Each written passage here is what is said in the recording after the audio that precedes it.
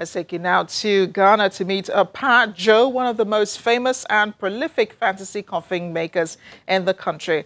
You'll know why in a few minutes. His extravagant creations are highly sought after, not just by mourners looking to pay their respects in a creative way, but by art collectors as well. His large body of work also includes Coca-Cola bottles, chickens, cars, and even a lion. Watch.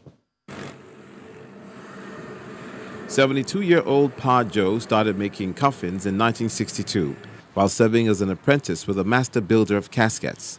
Some may label him a carpenter, but Pa Joe has always considered himself an artist who sculpts with wood. In the late 1970s, Pa Joe decided to specialize in making fantasy coffins. They're known as Adebu Adekai. In the Ghana language, it means the receptacle of proverbs. But Pa Joe says his caskets also have very practical elements to their design. Any design I create shows the work the deceased was doing while alive. Maybe the person was a pilot, then the coffin for his burial will be an airplane coffin. Once the airplane coffin is displayed at the funeral grounds, everyone will know that the deceased was a pilot. That's why we do it this way, so that everyone at the burial knows exactly what the deceased did with their lives. Other coffin makers in the Greater Accra region have made coffin-sized replicas of hair dryers for hairdressers, bottles of whiskey for bartenders, and even a giant talcum powder bottle called Paradis. Over the years, Joe's caskets have been bought by U.S. presidents, exhibited in art galleries around the world, and photographed regularly, making Pa Joe one of the most renowned coffin makers in the world. As a result, museums have commissioned him to make specific pieces, whilst Ghanaians continue to come to him to bury their loved ones.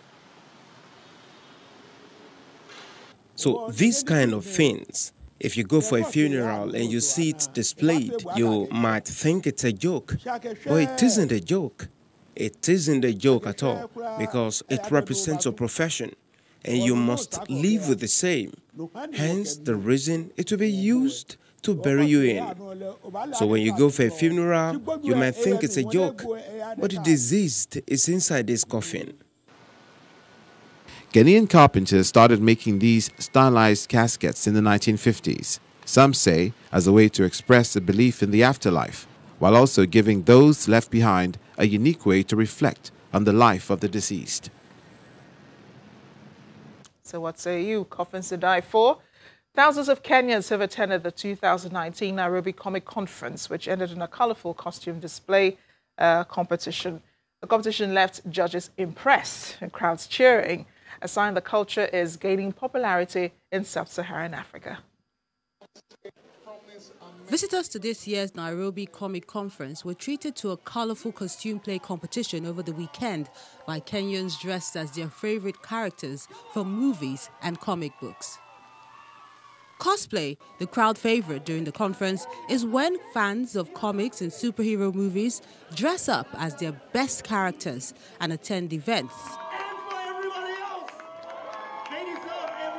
Inspired by similar international competitions, dozens of competitors showcase their outfits to cheering crowds and impress a panel who judge the craftsmanship of their elaborate handmade costumes. It feels good to win. That's all I can say. It obviously feels good to win. It feels great to just be here among all these people who appreciate the work that I brought into my costume. Although cosplay is popular globally, with enthusiasts estimated to spend about $17.8 billion on costumes worldwide in 2017, Nikon's founder says the hobby still suffers some setbacks in sub-Saharan Africa, where comics and video games are not taken seriously. Oh, but you know, whatever floats your boat. Thanks for watching Network Africa. I am Amarachi Uvani.